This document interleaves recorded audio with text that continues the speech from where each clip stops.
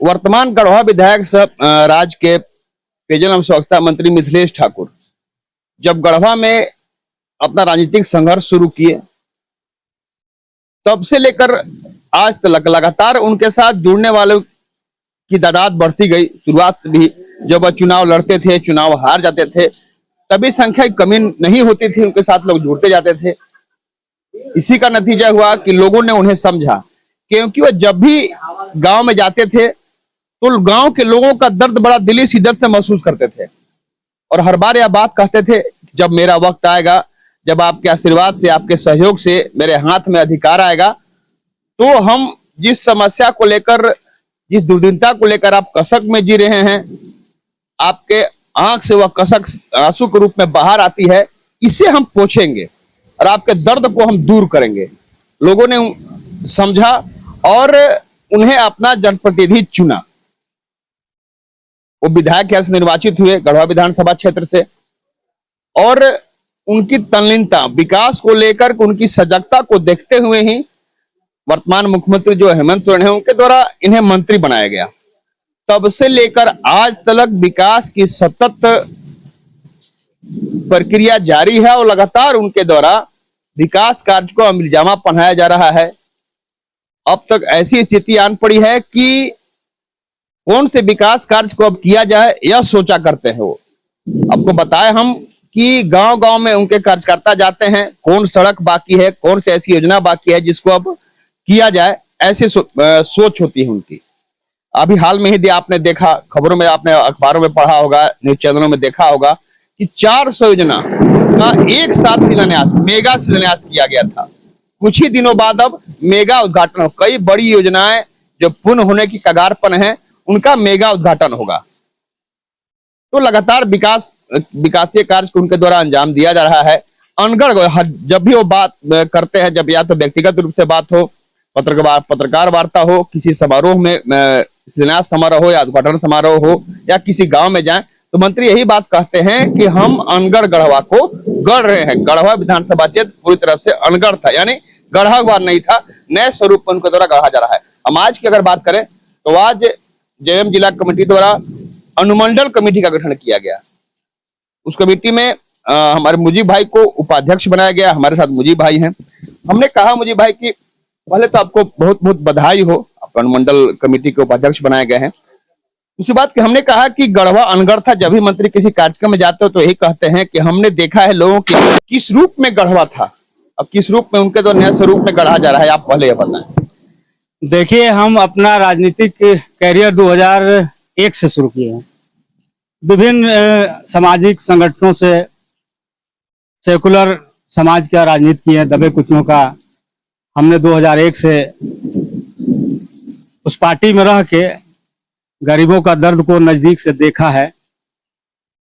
सबसे पहले हम राष्ट्रीय जनता दल में भी रहे हैं, उनके लिए भी 15 साल कार्य किए हैं। फिर श्री सत्येंद्र नाथ तिवारी जी भी आए, उनके कार्यकाल को भी मैंने देखा है। 2019 के बाद मैंने एक महसूस किया है जनप्रतिनिधि का भावना, कि जनप्रतिनिधि को कैसा होना चाहिए। पूर्व में भी हम लोगों ने देखा है, चुनाव जीते, इसके बाद 5 साल अपना कार्य किए।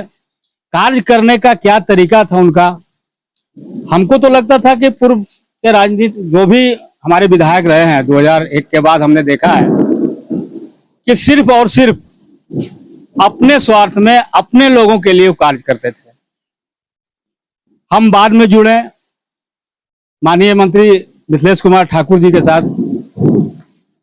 हम इनको जब भी देखा है, कार्य करने का जो तरीका है, जो क्षेत्र भ्रमण का तरीका है, जो बात करने का तरीका है, हमको लगता है कि इनके आंखों में भगवान अर्जुन का प्रकाश है। जो मछली को नहीं देखते, सिर्फ आंखें देखती है, जहां पे निशाना लगाना है कि समस्या क्या है और उसका क्या निवारण है, लगातार प्रयास कर रहे हैं। अभी तो हम देख रहे हैं कि गढ़वा आए, ज्यादा तो नहीं बोलेंगे, लेकिन 2001 के बाद 2018 तक जो गढ़वा में कार्य हुआ है, और आप ही कोरोना काल के बाद 1.5-2 साल का कार्यकाल लिए हैं, हम समझते हैं कि 20 गुना उस पर भारी है। हम इनसे बहुत प्रभावित हैं, क्योंकि हम भी एक छोटा जनप्रतिनिधि मुखिया हुआ करते थे। जनप्रतिनिधि का जो भावना होना चाहिए जन जन के लिए कि इनका समस्या का निदान कैसे हो, लगातार इस पर संघर्ष करना, इसमें एक एक चीज पर माननीय मंत्री मिथिलेश कुमार ठाकुर खरा उतरते हैं। और हम इसी से प्रभावित होकर आज मुझे जो प्रभार मिला है, हम चाहेंगे कि उनके कदम से कदम मिलाकर जो अनुमंडल को, विधानसभा को इतना मजबूत करें कि ऐसे नेता को हम लोग को और चांस देना चाहिए। हम समझते हैं कि आने वाला दिन में अगर माननीय मंत्री जी को अगर 2024 के बाद फिर यहाँ का जनता मौका देती है तो 2024-29 हो गया ना, हम नहीं समझते हैं कोई समस्या भी यहाँ दिखेगा। और आज भी लगातार प्रयास कर रहे हैं और बहुत समस्याओं का समाधान हो रहा है। और हमको जो दायित्व मिला है, हम उनके साथ कंधे से कंधा मिलाकर चाहते हैं कि झारखंड मुक्ति मोर्चा को इतना मजबूत करें कि गढ़वा का सर्वांगीण विकास हो। और जो भी इनके कार्यकलाप पर उंगली उठाते हैं उनसे मेरा आग्रह है कुछ नहीं हुआ है जी, कुछ नहीं हुआ है। विपक्ष का काम है कहना। वो लोग भी 10 साल रहे हैं, अपना कार्यकाल को गिना दें, मान लेंगे हम। हमसे पूछिए, लगातार आपको लिख नहीं पाइएगा जितना कार्य हो रहा है। आपने भी शिलान्यास कार्यक्रम देखा था, तो मुंह से कहना अलग है, करना अलग है।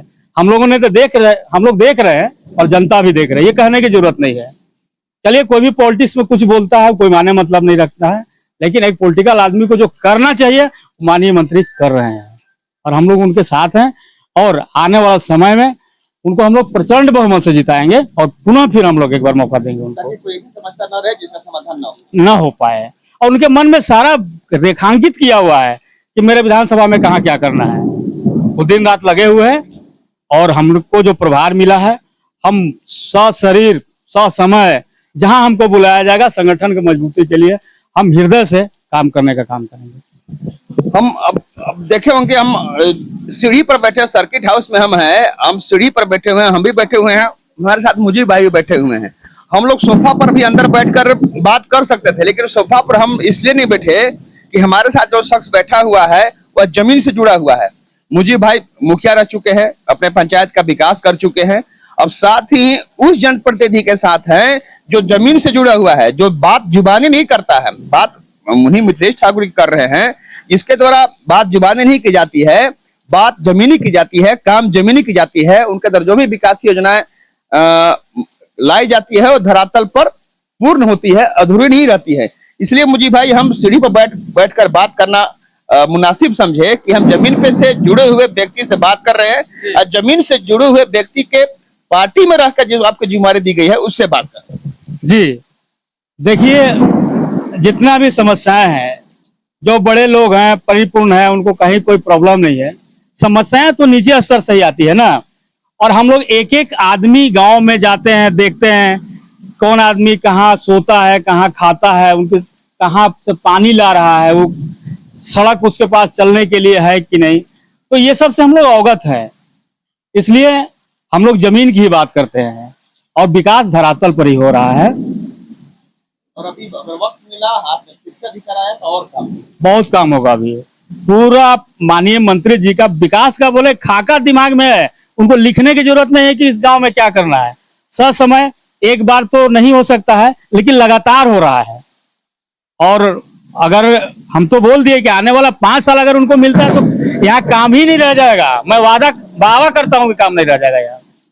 सही बात है मुझे भाई, हम लोग भी न्यूज कवर करते हैं तो यह बात जरूर देखते हैं कि जब भी समारोह को संबोधित करने की बात आती है तो मंत्री द्वारा सारी योजनाएं गिना दी जाती हैं। इसका मतलब उनको याद है कि हमने अपने कार्यकाल में जो गुजरा हुआ कार्यकाल हुआ उसमें हमने क्या काम किया। तो बहुत बड़ी बात है, हम लोग सुबह से लेकर शाम तक जो काम करते हैं तो याद नहीं रहता रात में कि हमने क्या किया, लेकिन सजग जनप्रतिनिधि का ही यह पहचान है जो अपने द्वारा किए हुए काम को बहुत जबानी याद रखे।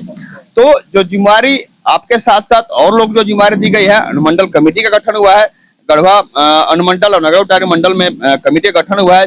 जो जिम्मेवारी दी गई है, जिम्मेवारी का सही मायने में जिस तरह मंत्री अपने जिम्मेवारी का, अपनी जवाबदेही का निर्वहन करते हैं, उसे निभाया करते हैं, ठीक उसी तरह यह कमेटी भी निभाए, जिससे जो लोग लाभान्वित हो चुके हैं, या तो अभी जो बाकी हैं जिन्हें लाभ पहुंचाना है समाज के अंतिम व्यक्ति तक उन्हें लाभ पहुंचे, ताकि उनके दिल में यह विवश हो जाए कि एकमात्र यही व्यक्ति है जो सही मायने में हमारे बारे में सोच सकता है, हमारी समस्या को समझ सकता है, उसकी मजबूरी को समझ सकता है, उसका समाधान कर सकता है। धन्यवाद।